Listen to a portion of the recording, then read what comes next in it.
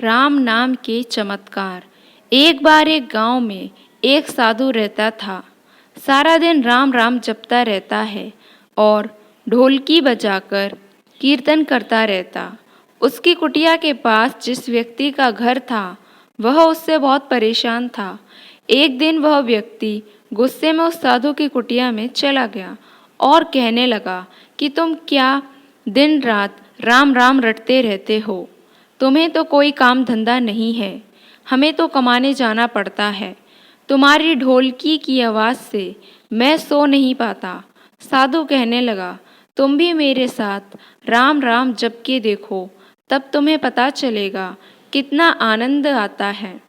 वह व्यक्ति ने थोड़ा खींचकर कहा, अगर मैं तुम्हारे साथ राम राम जपता हूँ तो क्या तुम्हारा राम मुझे खाने के लिए रोटी देगा?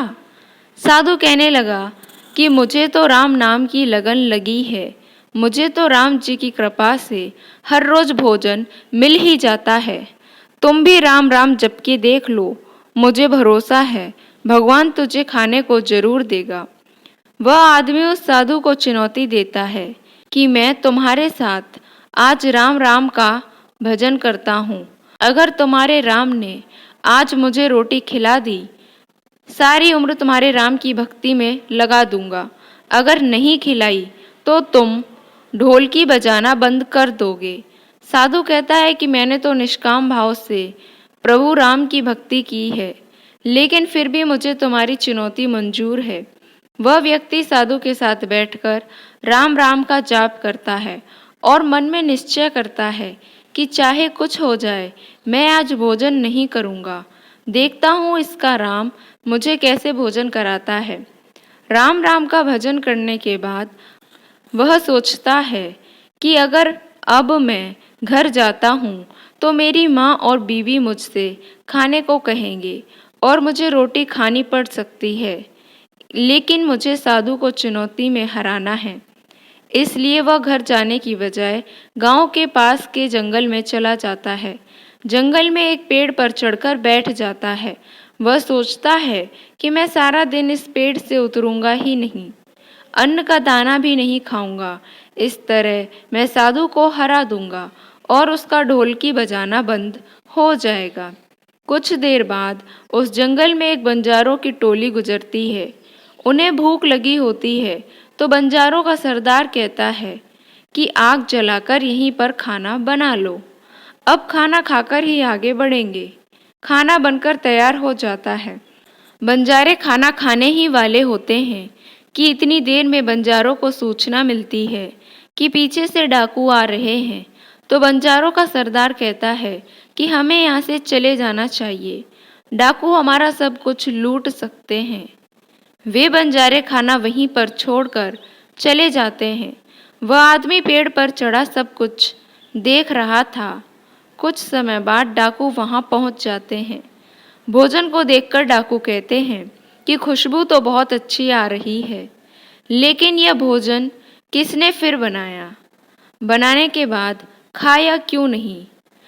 कहीं किसी की चाल तो नहीं हमें फंसाने की? हो सकता है इस भोजन में जहर हो।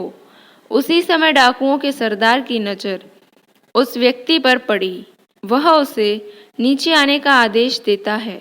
डाकू उस व्यक्ति से पूछते हैं, हमें मारने के लिए क्या भोजन तुमने बनाया है? वह बेचारा मिन्नतें करता रहता है कि मैंने यह भोजन नहीं बनाया, इसमें जहर नहीं है, यह भोजन बंजारों ने बनाया है। आपके आने की खबर सुनकर वह यहाँ से भाग गए, लेकिन डाकुओं के आगे उसकी एक नहीं चलती। डाकू कहते हैं कि अब तुम्हें यह भोजन खा कर दिखाना पड़ेगा, क्योंकि हमें लगता है कि तुमने ही यह भोजन बनाया है और इसमें जहर मिलाया। अब तुम ही सबसे पहले यह भोजन खाओगे। वह जिद पर अड़ा रहता है, मैं यह भोजन नहीं खाऊंगा, किसी कीमत पर नहीं खाऊंगा। डाकुओं का शक और गहरा हो जाता है। वे बंदूक की नोक उसके सिर पर रखकर कहते हैं, तुझे यह भोजन खाना पड़ेगा, नहीं तो गोली खानी पड़ेगी। वह व्यक्ति भोजन कर रहा है और साधु को याद करते करते आंसू उसकी आंखों से बह रहे थे। उसने कहा था कि मेरा निश्चय है कि राम नाम जप लेगा तो राम तुझे भोजन भी देंगे। उसके भोजन करने के बाद डाकुओं ने उसे छोड़ दिया। अब उसे विश्वास हो गया कि बंजारों को और डाकुओं को राम जी ने ही भेजा है। वह सीधा साधु की कुटिया में चला गया और जाकर उनके चरणों में प्रणाम किया और उन्हें सारा वृतांत सुनाया। अब उस साधु से भी ज्यादा उसे राम नाम की लगन लग गई। उसने अपना पूरा जीवन राम जी को समर्पित कर दिया। जय श्री राम।